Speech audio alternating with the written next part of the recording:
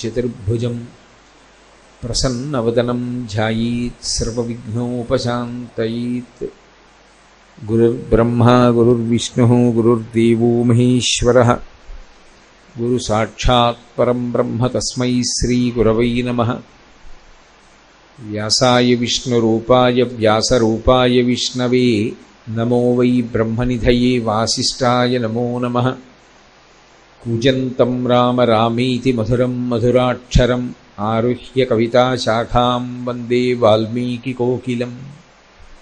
శ్రుతిస్మృతిపురాణానాం ఆలయం కరుణాలయం నమామి భగవత్పాదశంకరం లోకశంకరం. వాగర్ధావివ సంపృక్తౌ వాగర్ధప్రతిపత్తయే జగతః పితరౌ వందే పార్వతీ పరమేశ్వరౌ. సూక్తిం సమగ్రయతున స్వయమేవ లక్ష్మీ శ్రీరంగరాజమహిషీ మధురైః కటాక్షైః. వైదగ్ధ్యవర్ణకుడగుంభనగౌరవైర్యాం కండూలకర్ణకుహరాः కవయోధయంతి. హైమోర్ధ్వపుండ్రమజహన్మకుటం సునాసం మందస్మితం మకరకుండలచారుగండం. బింబాధరం బహుళదీర్ఘకృపాకటాక్షం శ్రీవేంకటేశముఖమాత్మనిసన్నిధత్తాం. విమలపటి కమలకుటి పుస్తకరుద్రాక్షసస్తహస్తపుటి కామాక్షి పక్ష్మలాక్షి కలిత విపంచి విభాసి వైరించి. మనోజవం మరుతతుల్యవేగం జితేంద్రియం బుద్ధిమతాం వరిష్టం వాతాత్మజం వనరయూధముఖ్యం శ్రీరామదూతం శిరసా నమామి. ఆపదామపహర్తారం దాతారం సర్వసంపదాం లోకాభిరామం శ్రీరామం భూయో భూయో నమామ్యహం. హరి ఓం. పరమేశ్వర స్వరూపైన సభకి నమస్కారం. అన్ని జన్మలలోకి మానవ జన్మ బహు ఉత్కృష్టమైనటువంటి జన్మ.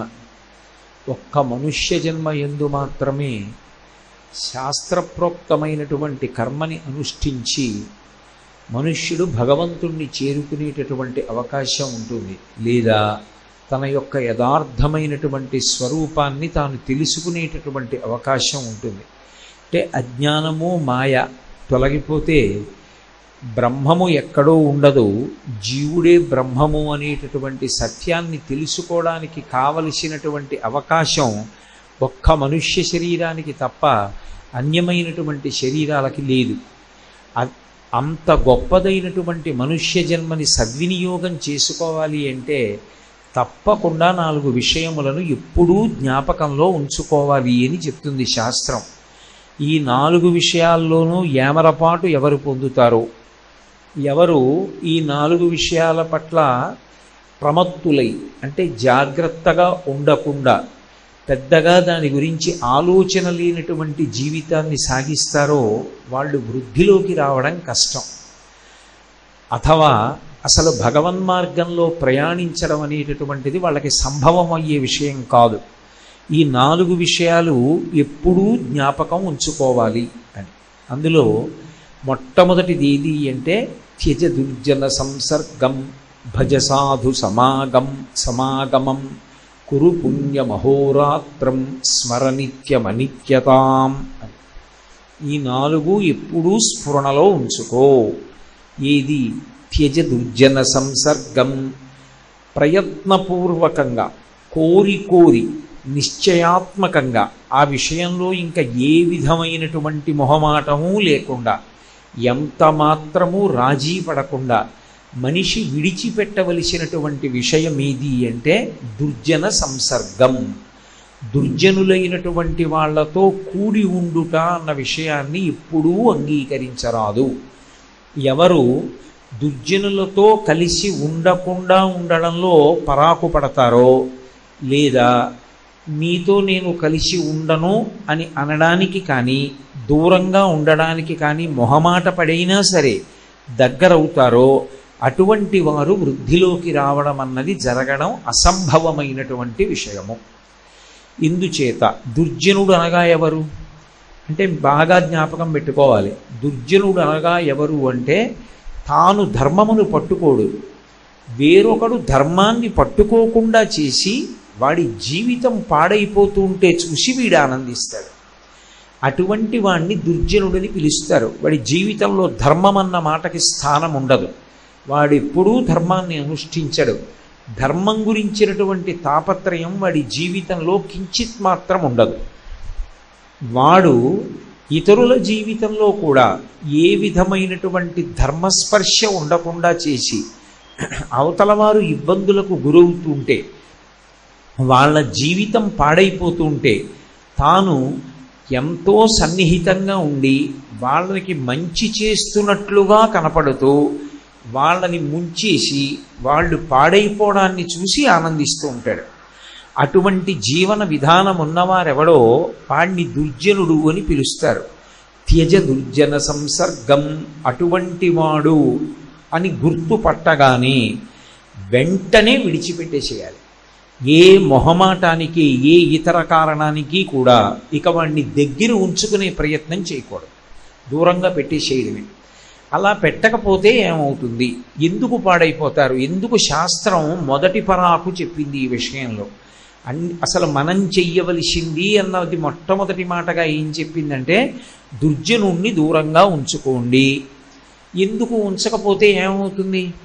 వాడు చెడ్డవాడు, మనకి తెలుసు, మన జాగ్రత్తలో మనం ఉంటాం, మనం ఎందుకు పాడైపోతాం అని అనుకోవచ్చు.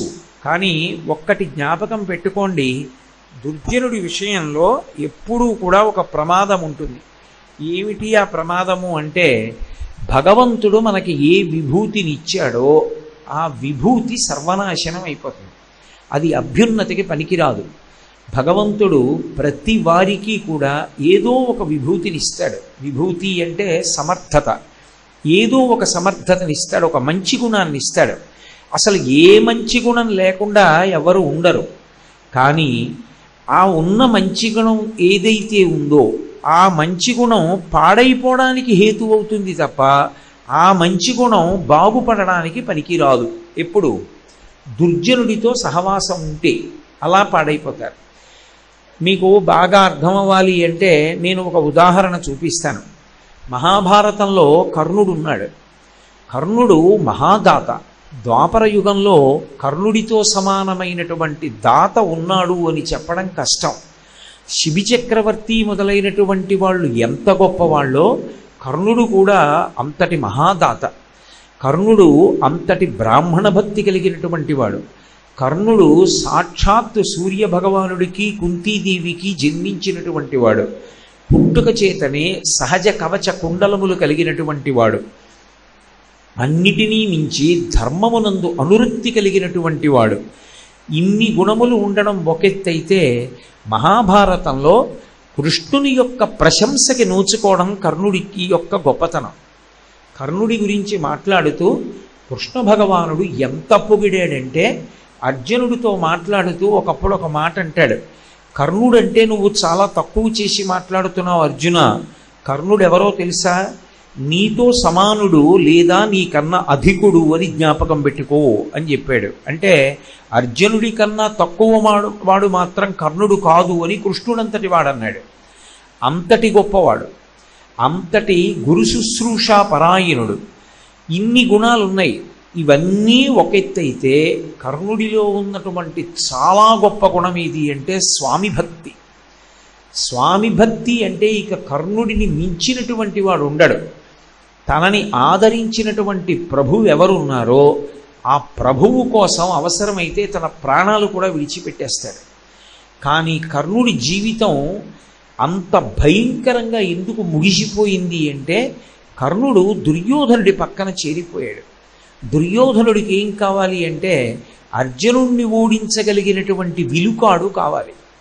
ఆ రోజుల్లో భీముడితో సమానంగా మల్ల యుద్ధం తాను చేస్తాడు. కాబట్టి దుర్యోధనుడికి భీముడి పట్ల కొంచెం ధైర్యం, నేను భీముడిని ఎదుర్కొంటాను కదా యుద్ధంలో. కానీ అర్జునుడిని ఎదుర్కొనేవాడు తన పక్కన తన సైన్యంలో ఉన్నాడన్న నమ్మకం లేదు. భీష్మాచార్యుల వారు ఉన్నారు, ద్రోణాచార్యుల వారు ఉన్నారు, కృపాచార్యుల వారు ఉన్నారు, అశ్వత్థామ ఉన్నాడు. కానీ వాళ్ళు పాండవ పక్షపాతులు అని అతనికి అనుమానం. పాండవులు ధర్మాత్ములు. వాళ్ళకి పాండవులంటే పక్షపాతం, అంటే ధర్మం అంటే పక్షపాతం. కాబట్టి ఏదో ఒక సమయంలో నాకు ఎదురు తిరుగుతారు. అది కూడా ఎప్పుడు ఎదురు తిరుగుతారు? కీలకమైన ఘట్టంలో యుద్ధం జరుగుతూ ఉండగా వాళ్ళు పాండవ పక్షపాతం వహిస్తే అర్జునుణ్ణి చంపగలిగిన విలుకాడు నా దగ్గర లేడు. కాబట్టి నేనంటే ప్రాణం పెట్టే విలుకాడు ఒకడు కావాలి, ఎదురు చూస్తున్నాడు. కుమారాస్త్రాభ్యాస ప్రదర్శనమునందు కర్ణుడి యొక్క విలువిద్యా నైపుణ్యాన్ని చూశాడు. వెంటనే పిలిచి అంగరాజ్యానికి పట్టాభిషేకం చేశాడు. దుర్యోధనుడు కర్ణుడికి ఇచ్చింది కేవలం ఒక చిన్న రాజ్యాన్ని ఇచ్చి పట్టాభిషేకం చేశాడు. కానీ కర్ణుడికి ఉన్న గొప్పతనం ఏమిటంటే స్వామి భక్తి. ఆనాడు ప్రతిజ్ఞ చేశాడు, నేను బ్రతికినా చచ్చిపోయినా నీకోసమే.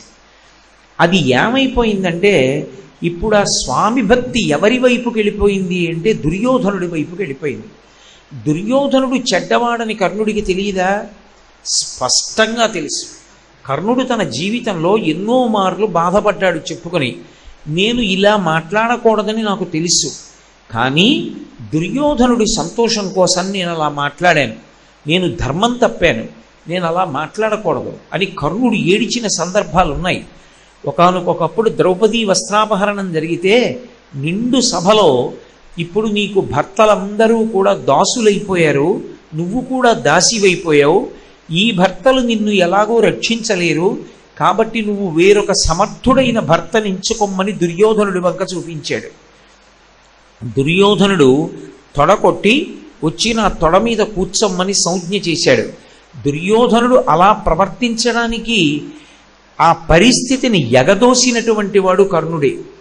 నేను ఇలా ప్రవర్తించానని తర్వాత బాధపడ్డాడు. కానీ మరి ఎందుకు ప్రవర్తించావు? నిన్ను నువ్వు నిగ్రహించుకోలేకపోయావా అంటే కాదు, నేను అలా మాట్లాడితే దుర్యోధనుడు సంతోషిస్తాడు.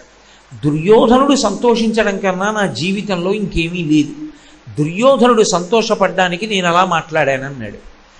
ఇప్పుడు అలా ప్రవర్తించాడు కాబట్టి ఇంత గొప్ప విలుకాడు, ఇంత గొప్ప అస్త్రములు తెలిసి ఉన్నటువంటి వాడు, ఇంతటి మహాదాత, సహజ కవచకుండలములతో పుట్టినవాడు, సాక్షాత్తు సూర్యుని యొక్క కుమారుడు, కుంతీదేవి యొక్క పెద్ద కొడుకు ఎంత దారుణంగా చనిపోయాడంటే కురుక్షేత్ర సంగ్రామం జరుగుతూ ఉండగా ఆయన రథచక్రం భూమిలో దిగిపోయింది. దిగిపోతే భుజం పట్టి రథాన్ని ఎత్తుతున్నాడు. ఎత్తుతుంటే అర్జునుడు బాణం ప్రయోగించడానికి సిద్ధపడ్డాడు. సిద్ధపడితే అర్జునుడి వైపుకి తిరిగి ధర్మశాస్త్రం చెప్పాడు, నేను ఇప్పుడు యుద్ధం చేయడానికి సిద్ధంగా లేను, నా చేతిలో ధనస్సు లేదు, నేను బాణం వెయ్యట్లేదు, నేను ఇతరమైనటువంటి విషయంలో నిమగ్నమై ఉన్నాను. రథచక్రం భూమిలో కూరుకుపోయింది. కూరుకుపోయినటువంటి కారణం చేత ఈ రథచక్రం పైకి లేస్తే తప్ప రథం నిలబడదు. రథం నిలబడితే తప్ప నేను యుద్ధం చెయ్యలేను. ఇప్పుడు నువ్వు నన్ను చంపితే ధర్మం తప్పినట్టు అవుతుంది, అందుకని నువ్వు నా మీద బాణం వేయడానికి వీల్లేదన్నాడు. ఇవన్నీ విన్నాడు ఉపన్యాసం అంతా. విని కృష్ణుడు పక్కున నవ్వి అన్నాడు, చెప్పడానికి పనికొచ్చింది ఈ ధర్మశాస్త్రం అంతా. పాండవుల్ని నిష్కారణంగా అవమానించిన నాడు, ద్రౌపదీదేవిని అవమానించిన నాడు ఈ ధర్మశాస్త్రం ఎక్కడ దాక్కుందని అడిగాడు. ఎప్పుడైనా అనుష్ఠించావా ధర్మాన్ని? ఎప్పుడు అనుష్ఠించలేదుగా. నీకు కావలసింది దుర్యోధనుడు సంతోషించడం ఒక్కటే. దుర్యోధనుడి సంతోషం కోసం నీ జీవితం అంతా పణంగా పెట్టావుగా, ఆ భూచక్రం పైకి లేవదు. నీకు శాపం ఉంది కాబట్టి ఎంతసేపు ఆగుతారు? యుద్ధభూమిలో ఇంకంతసేపు ఆగడం కుదరదు. అయినా ఎప్పుడూ ధర్మం అనుష్ఠించని వాడు, మిమ్మల్ని బాధ పెట్టడమే జీవితంలో ప్రయోజనంగా బ్రతికినటువంటి వాడు ఇప్పుడు ధర్మశాస్త్రం చెప్తే అర్జున ఆగక్కర్లేదు, బాణాన్ని ప్రయోగించన్నాడు.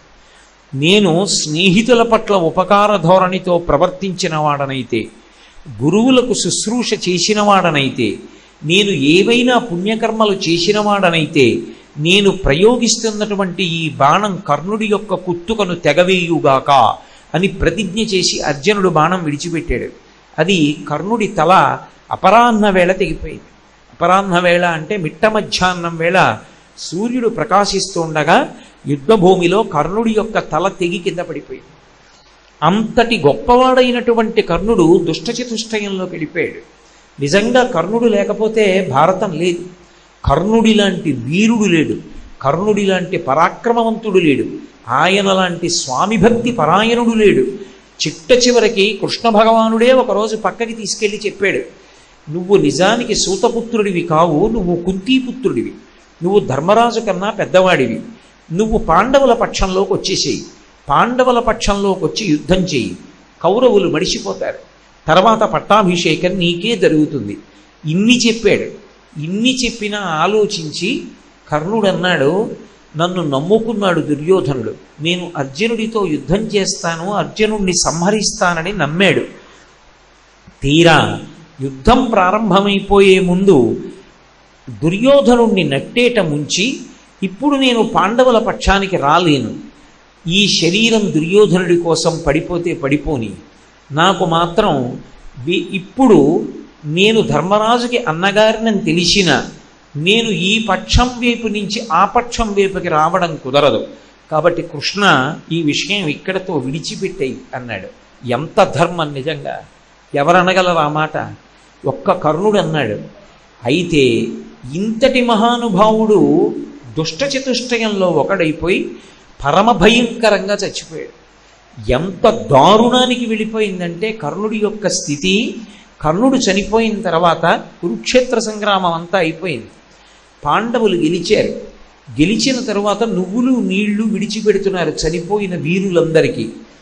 ఒక్కొక్క పేరు చెప్తే వీడు మావాడు అని ధర్మరాజు విడిచిపెడుతున్నాడు, ఒక్కొక్క పేరు చెప్తే వీడు మావాడు అని ధృతరాష్ట్రుడు విడిచిపెడుతున్నాడు. కర్ణుడి పేరు చెప్పారు, ధృతరాష్ట్రుడు అన్నాడు నా వాడు కాడన్నాడు, ధర్మరాజు అన్నాడు నా వాడు కాడన్నాడు. చివరికి నువ్వులు నీళ్లకి కూడా నోచుకోలేదు, ఎవరివాడు కాడు, వదిలేపోయారు. కుంతీదేవి తట్టుకోలేకపోయింది. నా పెద్ద కొడుకు ఒకానొక నాడు యుద్ధం జరగడానికి సిద్ధమవుతుండగా శిబిరంలోకి వెళ్ళి చెప్పింది, నువ్వు నా కొడుకువే, దయచేసి నువ్వు అవతల వైపు నుంచి యువతల వైపుకి వచ్చేయండి. నేను రానమ్మా, నన్ను దుర్యోధనుడు నమ్ముకున్నాడన్నాడు. పోనీలే పాండవుల జోలికి రాకు, పాండవుల్ని చంపకు అన్నాడు. ఆయన అన్నాడు, అమ్మా ఎంత గొప్ప వరం అడిగావమ్మా, ఇప్పుడు నువ్వు అడిగినటువంటి వరం కారణంగా నేను దుర్యోధనుడి వైపున ఏ యుద్ధం చెయ్యాలో అది చెయ్యడానికి ప్రతిబంధకం వస్తుంది. నన్ను నమ్ముకుని అర్జునుడిని చంపుతానని విశ్వసించి దుర్యోధనుడు యుద్ధానికి వచ్చాడు. నీకు మాటిస్తున్నాను, ధర్మరాజుని కాని, భీముణ్ణి కాని, నకులుణ్ణి కాని, సహదేవుణ్ణి కాని దొరికినా చంపను, వదిలిపెట్టేస్తాను. అర్జునుడు ఒక్కడిని మాత్రం దొరికితే విడిచిపెట్టను. అమ్మా నేను ఉన్నా ఐదుగురే, నేను పోయినా ఐదుగురే, నీకు ఎప్పుడూ ఐదుగురు సంతానం ఉంటారమ్మా అన్నాడు. చివరికి యుద్ధభూమిలో దొరికినా వదిలిపెట్టి ఎట్టకేలకు అర్జునుడి చేతిలోనే తాను మడిసిపోయాడు. ఎందువల్ల? కేవలం కర్ణుడి జీవితంలో కర్ణుడు రాణించకపోవడానికి కారణం ఒక దుర్మార్గుని యొక్క సహవాసం. మిగిలిన కారణాలు విడిచిపెట్టండి, పక్కన పెట్టండి. కొన్ని బలవత్తరమైన కారణాలు ఉన్నాయి. ప్రధానంగా చూసినప్పుడు కనపడేది ఏది అంటే ఆయనకి ఉన్నటువంటి స్వామి భక్తి ప్రకాశించకపోవడానికి కారణం దుర్యోధనుణ్ణి స్వామిగా స్వీకరించి ఆ దుర్యోధనుడితో ఎప్పుడూ కలిసి ఉన్నాడు. దుర్యోధనుడి శ్రేయస్సు నా శ్రేయస్సు అన్నాడు. దానితో ధర్మం అంతా తప్పిపోవలసి వచ్చింది. ఇప్పుడు భగవంతుడు ఆయనకి ఇన్ని సుగుణాలు ఇచ్చాడు, ఇవి ఏవైనా రాణించాయా కర్ణుడి విషయంలో? దుష్టచతుష్టయంలో ఒకడు అంటాం మనం కర్ణుణ్ణి. చివరికి కృష్ణ భగవానుడు కూడా ఆచరించడానికి పనికిరాని ధర్మం చెప్పడానికి పనికొచ్చినప్పుడు ఆగక్కర్లేదు అర్జున, వేశై బాణం అన్నాడు.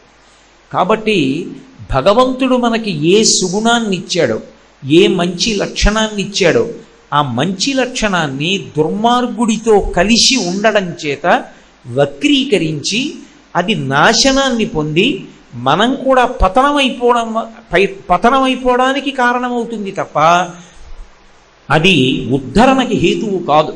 అదే మీరు ఆంజనేయ స్వామిని చూడండి. ఆంజనేయ స్వామి స్వామి భక్తి ఎవరి యందు? రామచంద్రమూర్తి యందు. అందుకే హనుమ చిరంజీవి అయ్యారు. రామచంద్రమూర్తి అవతార పరిసమాప్తి చేసేస్తూ 5 వానరులకు చిరంజీవిత్వాన్ని ఇచ్చారు. అందులో మొట్టమొదటి వాడు విభీషణుడు, రెండవ వాడు జాంబవంతుడు, మైందుడు, ద్వివిధుడు, హనుమ. నేను సరయూ నదికి మీతో రాను, నేను మాత్రం భూలోకంలో ఉంటానంటే రామచంద్రమూర్తి ఒక మాట చెప్పారు, మత్కథా ప్రచరిష్యంతి యావల్లోకే హరీశ్వర తావద్రమస్య సుప్రీతో మద్వాక్యం అనుపాలయం అన్నారు. హనుమ, నువ్వు నాతో రావక్కర్లేదు, నువ్వు ఈ భూమి మీదే ఉండు, నీకు చిరంజీవిత్వాన్ని ఇస్తున్నాను, నీకు ఎప్పుడూ ఆయుర్దాయానికి లోటు ఉండదు. నువ్వు ఎక్కడెక్కడ రామకథ చెప్పబడినా, ఎక్కడెక్కడ రామనామము కీర్తింపబడినా అక్కడికి నువ్వు వెళ్ళి నువ్వు సంతోషంతో కూర్చో. ఎంత కాలము రామకథ చెప్పబడుతుందో అంత కాలము నువ్వు వెళ్ళి కూర్చోమన్నారు. అందుకే ఎత్ర ఎత్ర రఘునాథ కీర్తనం తత్ర తత్ర కృతమస్తకాంజలిం బాష్పవారి పరిపూర్ణలోచనం